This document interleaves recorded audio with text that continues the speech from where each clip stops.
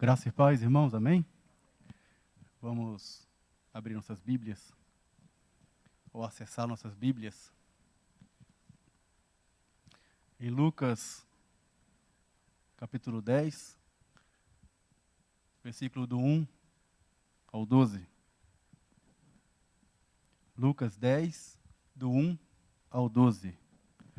Acompanhe aí a leitura da palavra do Senhor, que diz assim: Depois disso, o Senhor designou outros 72 e os enviou 2 a 2 adiante dele, a todas as cidades e lugares para onde eles estavam prestes a ir. Ele disse: A colheita é grande, mas os trabalhadores são poucos. Portanto, peçam ao Senhor da colheita que mande trabalhadores para a sua colheita. Vão. Eu os estou enviando como cordeiros entre lobos. Não levem bolsa, nem saco de viagem, nem sandálias, e não saúdem ninguém pelo caminho. Quando entrarem numa casa, diga primeiro, paz a esta casa. Se houver ali um homem de paz, a paz de vocês repousará sobre eles. Senão, ela voltará para vocês. Fique naquela casa, e comam e bebam o que lhe derem, pois o trabalhador merece o seu salário. Não fique mudando de casa em casa. Quando entrarem numa cidade e forem bem recebidos, comam o que for posto diante de vocês. Curem os doentes que ali houver e digam-lhes: o reino de Deus está próximo de vocês. Mas quando entrarem numa cidade e não forem bem recebidos, saia por suas ruas e digam: até o pó da sua cidade, que se apegou aos nossos pés, sacudimos contra vocês. Fique certo disso, o reino de Deus está próximo. Eu lhes digo, naquele dia haverá mais tolerância para Sodoma do que para aquela cidade. Vamos orar ao Senhor?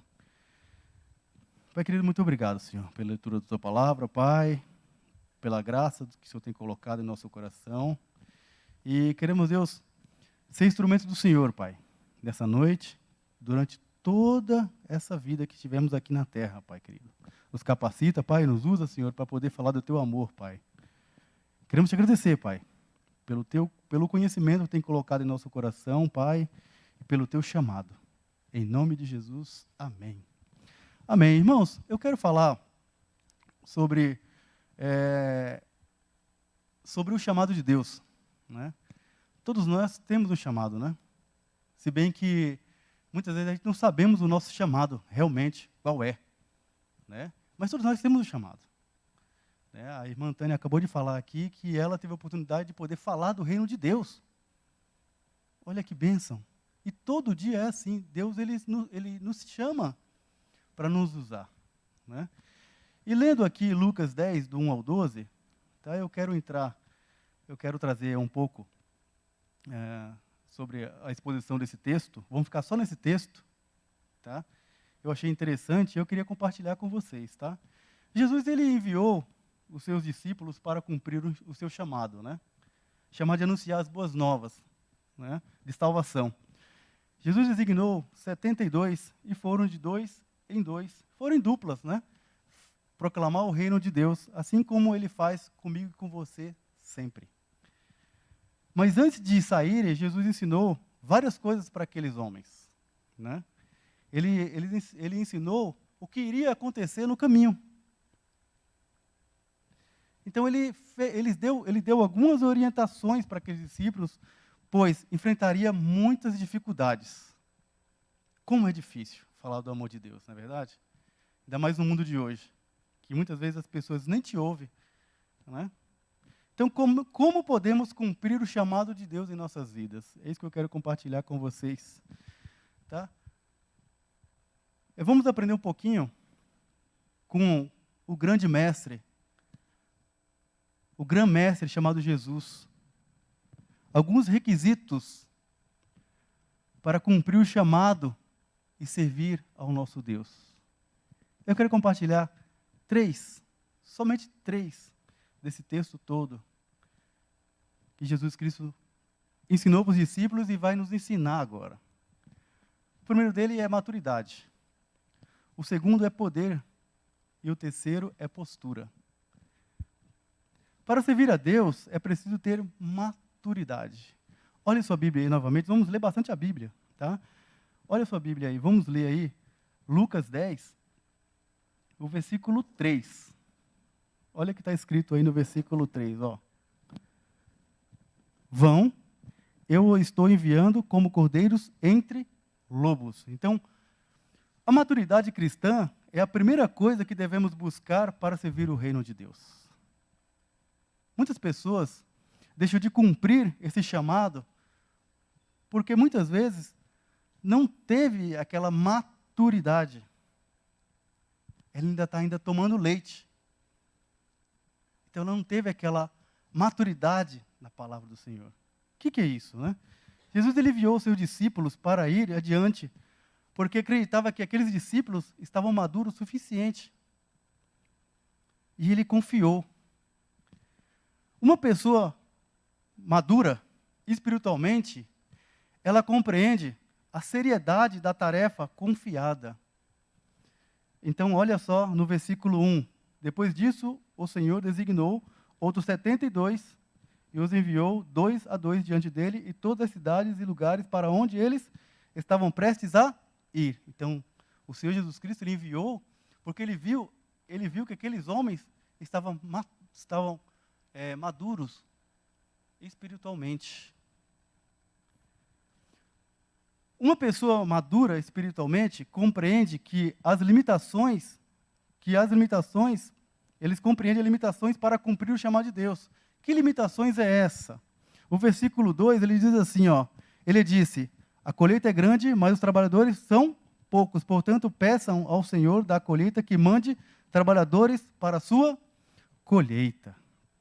Então, uma pessoa madura espiritualmente, ela compreende ela compreende as limitações para cumprir o chamado. E existem muitas limitações. Quem coloca essas limitações? Eu. Eu mesmo coloco essas limitações para poder falar do amor de Deus. Mas uma pessoa madura espiritualmente também, ela compreende as dificuldades que serão encontradas. Eu só vou falar do amor de Deus se eu for para a Disney. Mas para a África, não.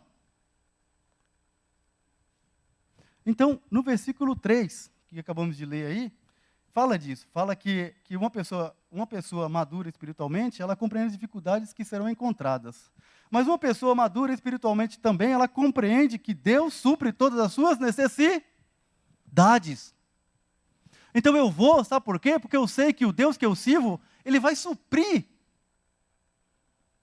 Ele vai suprir todas as minhas dificuldades. Essa é uma pessoa madura espiritualmente. Quando a pessoa amadurece, ela está pronta para enfrentar desafios sem sofrer danos. Ela sabe da importância de seu papel e da sua responsabilidade que assumiu com Deus, através do chamado do Senhor. Também reconhece que por seus méritos, é incapaz de cumprir o que Deus manda. Então, uma pessoa madura, ela é incapaz de perceber que pela força dela, ela consegue fazer as coisas. Não, é pela força de Deus que me enviou. Uma pessoa madura, ela está ciente de que vai encontrar muitos obstáculos, mas isso não vai lhe impedir de prosseguir adiante. Uma pessoa madura, além de ela crê que Deus é que vai suprir todas as suas necessidades. Então, para cumprir o chamado de Deus, uma pessoa tem que ser madura, espiritualmente. Como é que essa pessoa pode se tornar madura? Lendo a palavra de Deus, praticando, falando do seu amor. Nós devemos buscar essa maturidade espiritual, meus irmãos. Nós devemos, a cada dia, buscar essa maturidade espiritual. Para servir a Deus, também, para servir a Deus, é preciso buscar poder do Espírito Santo para nos ajudar. O poder do Espírito Santo é que nos capacita para cumprir o chamado que recebemos do Senhor Jesus. Sem o poder do Espírito Santo, o poder de Deus, não conseguimos realizar a obra do Senhor. Jesus prometeu enviar o seu Espírito para nos capacitar e cumprir o chamado que está lá em Atos 1:8. Que diz assim, ó. Atos 1:8, que fala assim, olha. Mas receberão poder quando o Espírito Santo descer sobre vocês, e serão minhas testemunhas em Jerusalém, em toda a Judéia e Samaria, até os confins da terra. O poder de Deus nos fortalece para declarar palavras de paz onde estivermos, onde formos. O poder de Deus não dá essa força, essa declaração de poder proclamar paz. O versículo 5 em Lucas diz assim, ó: quando entrarem numa casa, digam primeiro, paz a esta casa. Então, o poder de Deus nos fortalece para estar em paz com Deus acima de tudo. O que é paz com Deus acima de tudo? Ai, eu estou tão cansado, eu não vou. Olha, lá vem ela conversar de Jesus. Não é isso. O poder de Deus, ele vai dar-nos força para poder estar animado para poder falar do amor de Deus. Porque quando você não fala do amor de Deus, então você não está cumprindo o chamado.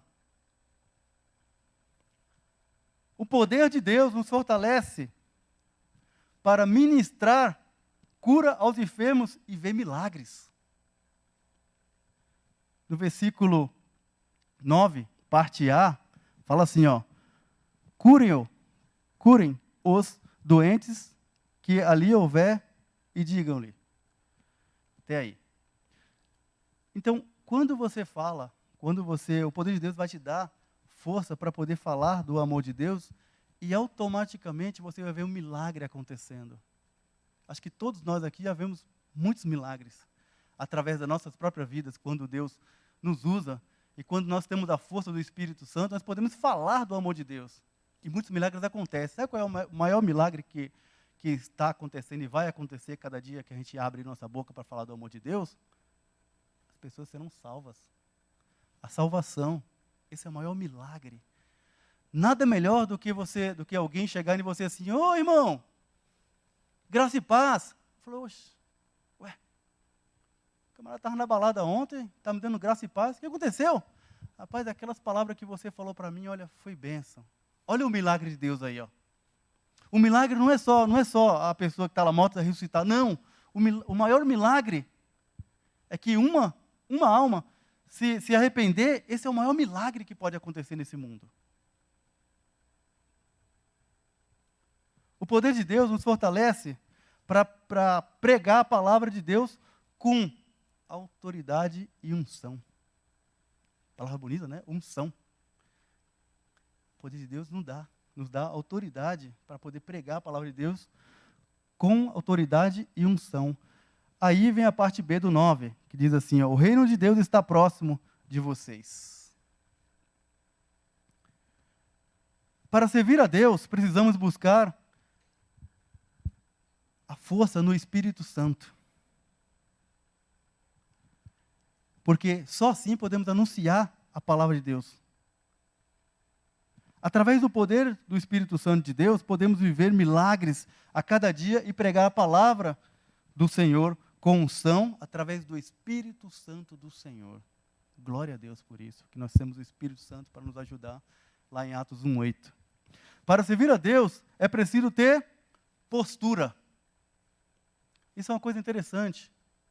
Postura. E o que está acontecendo hoje no Evangelho?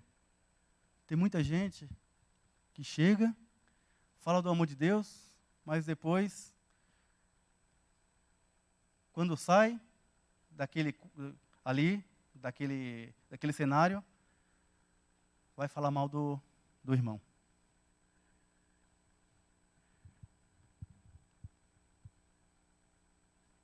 Lucas 10, 7, 8, 9 a 12.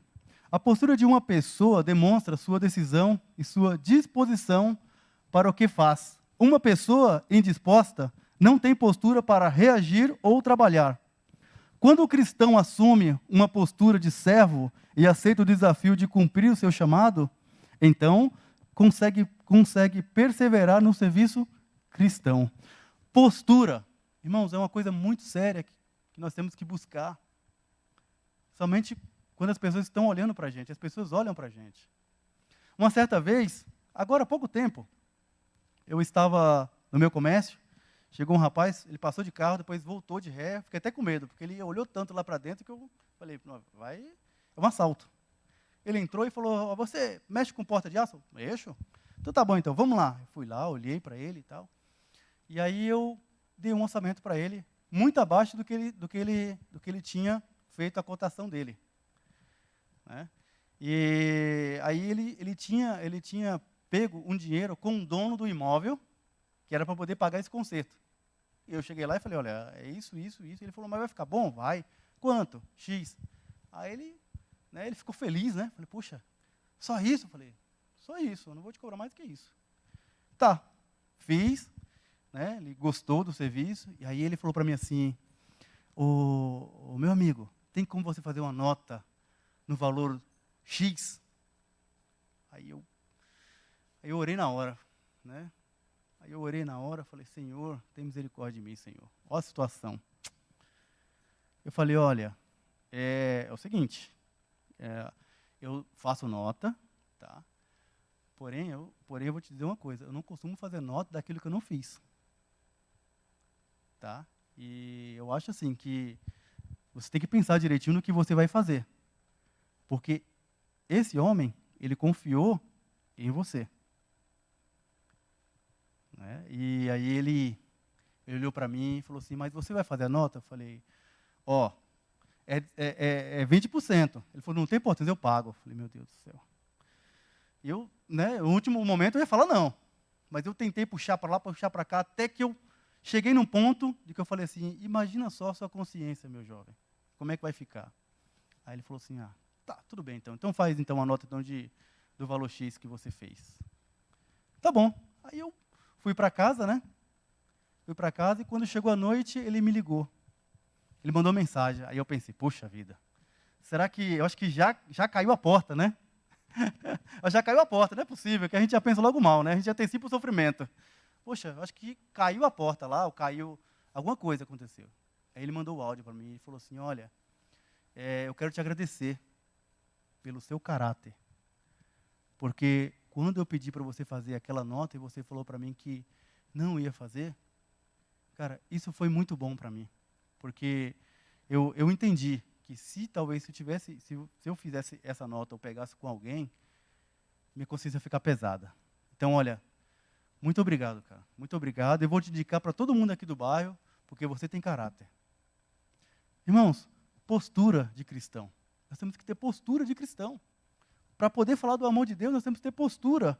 A postura de um servo de Deus, ela deve ser de perseverança diante dos desafios e necessidades que vamos passar. No versículo 7 diz assim, fiquem naquela casa e comam e bebam o que lhe derem, pois o trabalhador merece o seu salário. E não fique mudando de casa em casa. Então, assim, por mais desafio que temos que passar por isso. E temos que ter postura como cristão. Firme, sempre firme e constante. A postura de um servo de Deus, ela deve ser também de humildade para aceitar as condições possíveis. Uma certa vez eu fui em um local com um pastor muito amigo meu e eu conto essa história direto, pastor Wagner, porque eu sempre vem na minha cabeça. E ele falou assim, e eu sou bem valente para essas coisas, mas nesse dia eu fui covarde, porque a pia de louça estava cheia de mosca e eu não consegui tomar. E esse meu amigo meu pastor falou assim, olha, vamos tomar um café. E eu falei, vai mesmo? Vou. E aí ele tomou e falou que estava gostoso. E eu tive que tomar. Mas eu segurei ali a onda ali porque eu sou um servo de Deus e queria falar do amor de Deus para aquelas pessoas. Então, tem que ter postura. Humildade para aceitar as condições possíveis que está tendo ali. Né? A postura de um servo de Deus, ela deve ser de autoridade para rejeitar todo o mal. Né? O que acabamos de falar agora. Né? O mal, ele vem. Ele traz. Agora, nós temos que ter uma postura para dizer não. Não. É não. É não, acabou. Ah, vai doer? Vai doer. Mas é não. O importante é que lá na frente você vai ver, vai falar assim, poxa, que legal que eu tive essa postura. Como cristão e como servo de Deus. A postura de um servo de Deus, ela deve ser também de confiança no Deus que nos enviou. Se eu estou indo e Deus está mandando, por que devo olhar para trás? A minha postura é sempre olhar para frente. Mas está vindo chuva, está vindo sol, está vindo vento, está vindo um monte de coisa. A represa... A minha postura é olhar para frente. O meu Senhor mandou eu marchar e falar o amor dele. A postura do servo de Deus, ela tem que ser firme no que vamos falar.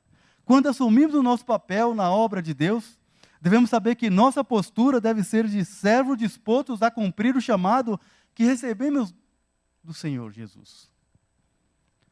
Essa posição é indispensável para as atitudes e reações que teremos a partir de então, a cada dia.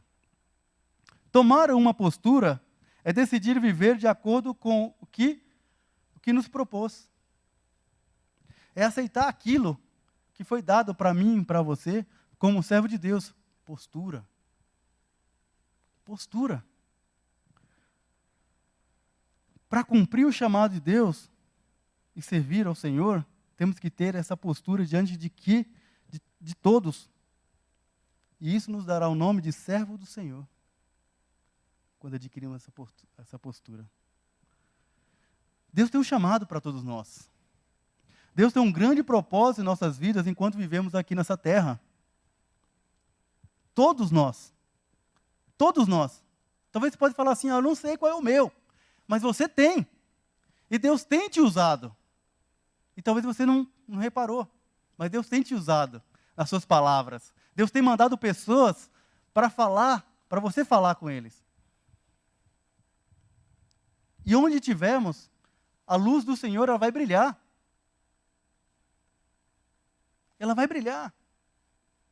Eu estava, na minha academia, o único cristão lá sou eu. E o que está acontecendo lá? Lá eu estou fazendo parte de um projeto e estou dando aula em um outro local, com apoio da academia, dos mestres. Né? E lá aconteceu o seguinte, lá aconteceu que uma criança estava com dificuldade de alimentação. A mãe, ela foi mandada embora, e já não tinha mais nada para comer, e esse rapaz estava dando muito trabalho para mim lá. E aí, um certo dia, eu cheguei nele e falei, olha, se você não se comportar, eu não vou te dar mais aula. Aí ele parou, mas depois ele continuou. Aí eu fui lá, pedi para um das missionárias que estava lá, levar ele embora. E aí, fiz a recomendação para a missionária. Falei, olha, você vai lá, que é um projeto de uma ONG, é uma missão. Você vai lá e fala com a mãe do rapaz que fica difícil para me dar aula para ele assim, ele está atrapalhando os outros. Tá bom. Depois de 3 dias, aí a irmã mandou o áudio para mim. Falou, olha, esse aqui é o áudio da mãe do rapazinho. E nesse áudio estava dizendo assim, ó, pelo amor de Deus, não tira meu filho daí, pois ele não tem o que comer em casa. Meus irmãos, meu coração partiu. Meu coração partiu. Né? Porque a gente tem que ser firme naquilo que estamos fazendo. E meu coração partiu. Aí eu orei a Deus, cheguei para a academia e falei, olha, eu preciso de alimento. O que está acontecendo? Acontecendo que lá tem uma pessoa que está precisando de alimento, assim, assim, assim, assim. E se reunimos ali, pegamos esse alimento, e eu fui lá levar.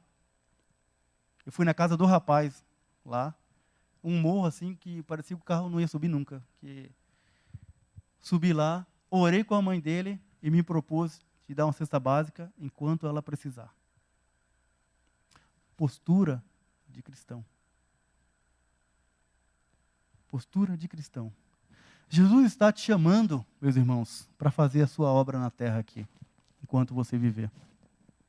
Somos o corpo de Cristo e devemos fazer a sua vontade, a vontade do Senhor, que está lá em 1 Coríntios 12, 27. Mas, infelizmente, se a pessoa for imatura, não vai conseguir enfrentar dificuldades. Sem o poder de Deus, sem o poder do Espírito Santo de Deus, é impossível exercer esse chamado. Se não houver uma postura ou um posicionamento, infelizmente a pessoa fica indecisa e nada acontece.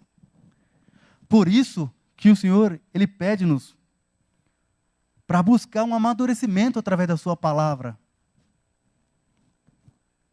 para poder aprender, depender do poder de Deus e tomar postura, e que nos tornemos a viver uma vida cheia da unção do Espírito Santo de Deus. Lembre-se disso. Deus te chamou. Você tem um propósito. Então, abraça esse propósito e ore a Deus e fala: Senhor, me usa. Senhor, me conduza. Senhor, me dá amadurecimento. Senhor, me dá postura de dizer não muitas vezes. Senhor, me enche do poder do Teu Espírito Santo para poder proclamar lá fora.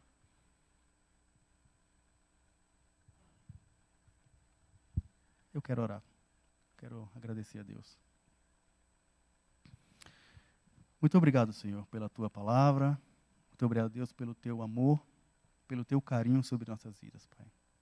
Muito obrigado, Deus, porque o Senhor tem colocado no nosso coração, Deus, os Teus ensinamentos, Pai querido. E queremos Te pedir, Pai, tenha misericórdia de nós, Pai.